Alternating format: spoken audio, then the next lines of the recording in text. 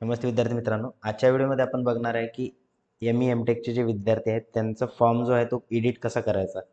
बघा, ग्रेव्हियन्स तुम्हाला सगळ्यात पहिले सेंड करायचा आहे. ग्रेव्हियन्स सेंड केल्यानंतर तुमचा फॉर्म अनलॉक होईल. आता अनलॉक झाल्यानंतर तुम्हाला एडिट नेमकं कसं करायचं आहे यावरती आपण बघूया. या स्टुडंटचं कॅटेगरी ओपनमधून केलं होतं रजिस्ट्रेशन, त्याचे नॉन क्रिमिलियर बाकी असल्यामुळे. बट आता त्याचा नॉन क्रिमिलियर आलेला आहे, तर आपल्याला काय करायचं या ठिकाणी त्याचा फॉर्म जो आहे तो एडिट करायचा आहे.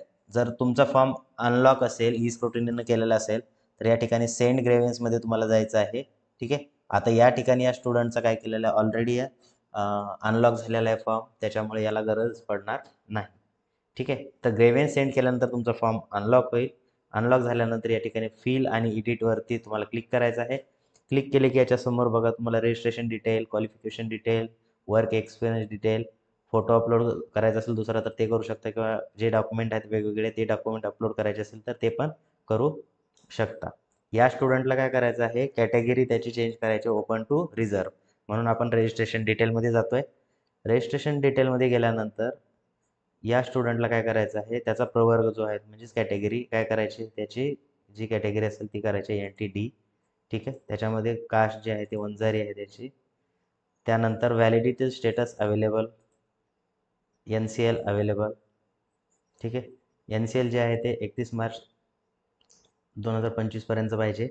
त्यानंतर सेव्ह अँड प्रोसीड केल्यानंतर तुमचे जे डॉक्युमेंट आहेत काय होतील या ठिकाणी अपलोड करायचे आहेत. आता याची कॅटेगरीची चेंज झालेली आहे. त्यानंतर जायचं आहे आपल्याला upload required document.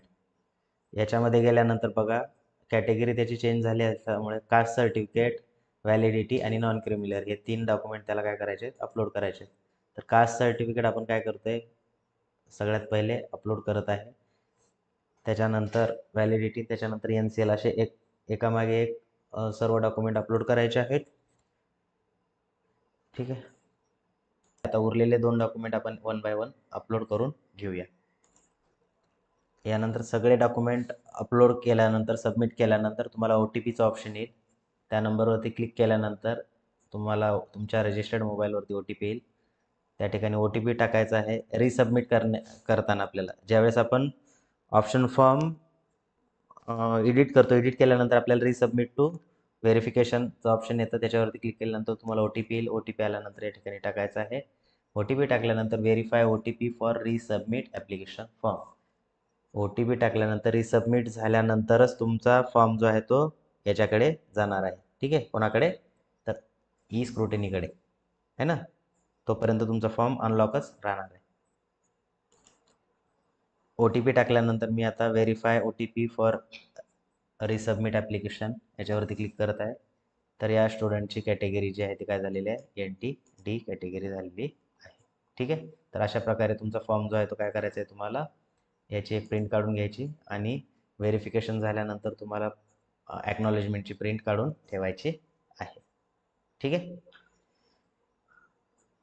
I hope तुम्हाला समजलं असेल फॉर्म ग्रेव्हियन्समध्ये कसा एडिट करायचा ते. ठीक आहे. तर भेटूया आपण नेक्स्ट व्हिडिओमध्ये. थँक्यू.